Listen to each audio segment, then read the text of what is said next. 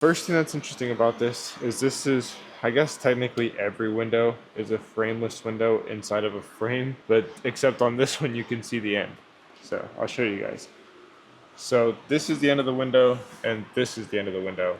So, and oh, I just realized, see, you guys are learning with me. So I just have to tint past this black line. This is what I thought the gasket was, but the gasket actually goes much further. The gasket was this thick, and I thought I was gonna have to tint way past this as far as I can here without being over, but I don't. I just have to tint past this and it's fine. Same thing over here. So really this should be an easy window, but these gaskets are somewhat deep. I'm using a pre-cut pattern. I will be cutting the top edge, so the top edge will be flush, and I'll be checking out these to make sure these aren't like way over best I can. And then it should be good. So I'm gonna wipe this. Actually, let me put a towel over that panel. Got my panel covered. Don't want any electricals getting damaged. So I got my panel covered, electrical covered. Let me go ahead and tape these seals real quick too. I was curious, so I wanted to try out a few different of my Squeegees. I've been using this one. This is the Dehydra GeoShield branded one. They sent me one for free and I loved it. And I switched from this one to this one. This is super soft. I tried it once, I didn't like it. Maybe for a cleaning one would be good. So I went from this one, love this one. They sent me these, so I'm gonna go ahead and try this one again and this one again, and then this one that I already have in my Squeegee. So you guys will see me using different Squeegees. So honestly, with the way these windows are, I don't even, well, it's a brand new car as well. It does have felt seals. You can still get really clean installations.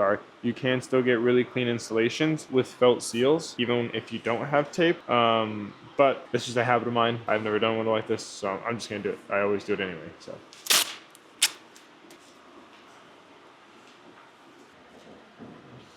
This is actually extremely loose in here. I don't think there should be really any problems. I'm just trying to be super sure that that glue isn't curling up and leaving any, oh, see like right there, I don't know if you guys can see, it curled up. If it does that, the window will be sliding up against it, against the adhesive side of the tape, and it'll just leave adhesive all on the side of your glass. But I'll take care of that. So first thing I have to do is clean my glass. I'm gonna roll this down some more. Surrounding areas. If it was really dirty, you would want to spray, scrub, and then get the water off. Make sure you get any dirt or grit off the glass. I'm gonna go ahead and give like the top edge a good pre-wipe. This window, I don't know if you guys can see, it's a dual pane glass. I think that's what it's called. I don't know. It's just 2 layers of glass put together, and they've got this middle channel from where they're put together because they're beveled. So they come together like this, and that middle channel will hold tons of dirt right in the middle. This is 35% Pro Nano ceramic. If it looks darker, that's because it is. I've got 2 layers put together. I'm double cutting. Tack this in place. Hope this doesn't need any shrinking, because I cut this out sideways. Tack it in place. Grab my knife. This is the one I use for a top edge. It's got a very thin blade. I too very little when cutting that top edge, and it's extra sharp, extra thin. I normally have an extra sharp on this, but this is a standard blade, much thicker. Stick it in, pause, make your way around. I'm gonna take this one nice and slow over this. All right, got the blade so it's nice and sharp. Around my corner. Well, this glass appears to be pretty hydrophobic. Let's just see. Like this feels more stiff, but it doesn't. It glides real good. Flush these out. I don't want any felt hanging out in there. One more squeegee, real quick. I don't know, I like this. I might go back to this for a while. I think what I had assumed happened is probably what happened, where I was just using that flat out for so long that I got something new that felt good, and I was like, oh, this is so much better. And I just wanted to switch it up. And now I feel the flat out, and I feel like it feels so much better. But that's the same exact way I felt about this one when I was using the flat out instead. I rolled it down. My bottom section is now clean and ready for the installation. Just have to clean the top section now. Super thorough on this top edge. I take my towel so I can grab anything that might be hanging out in here. So whenever you spray, squeegee, spraying, you're moving the dirt around, hopefully flushing it to the sides and then down to the bottom, but you're moving it around and hopefully getting rid of it. But with a towel, you're actually going to be collecting it on the towel. That's what I want. I don't want any hanging out down here or up here. So after that, I'm sure my towel left some lint, or I like to think so, so I'll be extra thorough. And I'm going to flush this, so if there is any lint, hopefully this water grabs it and brings it onto the glass so I can get rid of it. And if any lint was not flushed past this area, that's why I take this scraper and I hit this top edge very thoroughly. I don't scrape the rest of the window. I don't think it's necessary, especially on a new car like this. Again, flush. If anything is there, it is being flushed out. So what I'm going to try is I normally do 2 passes when I install, and then I'll do a firm pass. I get as much water as I can out of there. So I'll do my first pass with the softest one, and then I'll do my second pass with that flat out, compare those, and then I'll finish off my dehydro as a third pass just to test how they all feel. All right, so at this point, my glass is clean, but I'm going to do it all again, being extremely thorough. Where there's water at this point, there's dirt. That's how you want to think about it. Flush down the sides.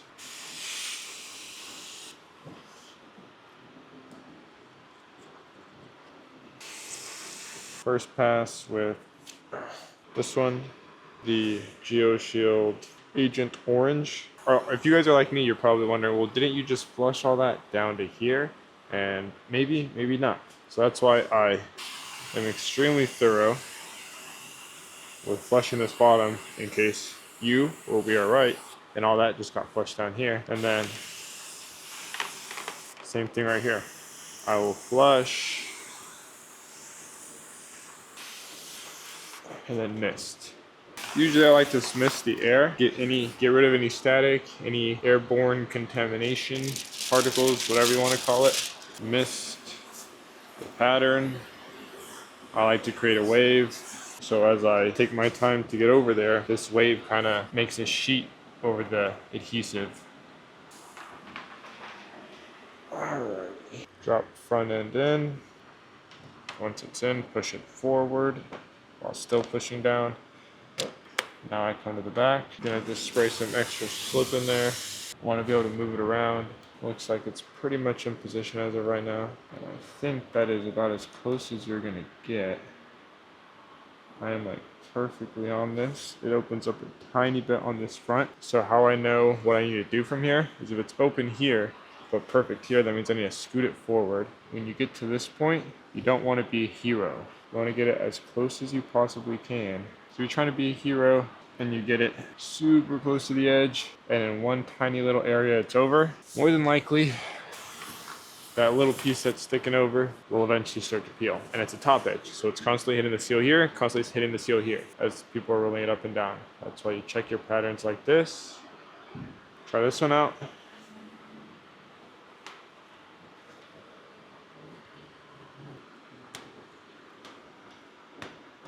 I mean, it doesn't feel like it's gliding some crazy next level way. So first pass this. Also, I noticed with this one and my dehydra, if the window even gets a little bit dry, it just does not, like, even though there's a little bit of moisture on the squeegee, with a lot of squeegees, if the squeegee's a little wet, you can get by with just the squeegee being a little bit wet. It'll glide just fine. But with this, if the pattern even gets a little bit dry, it just does not want to move at all. This actually feels like I got a lot of moisture out for how soft it is. Huh. I don't know, let's try my flat out for a more hard pass. Much harder than this. This glides extremely well. Does also kind of get stuck as the window gets a little dry. Any squeegee is always gonna like pull better than it pushes. Pulling meaning this, pushing meaning this. But I mean, this definitely got some extra moisture out of there, that's for sure. I don't know if you guys can see these things. That's the little kind of beads of moisture that it's still getting out with this harder squeegee.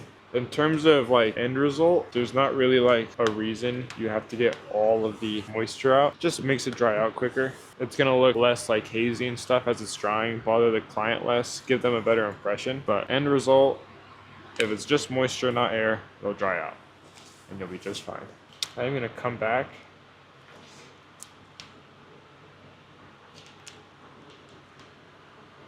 So what I did there, so it's bunching up here, I kind of really gripped my material and pulled it down, stretched it down.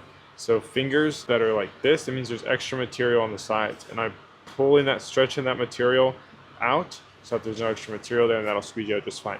That could cause extra material down at the bottom, but at the bottom I know I can reach better than on the sides. Well, what I've kind of noticed is with anything, you don't want to memorize. Memorization's good. If you can memorize it, you can get pretty far.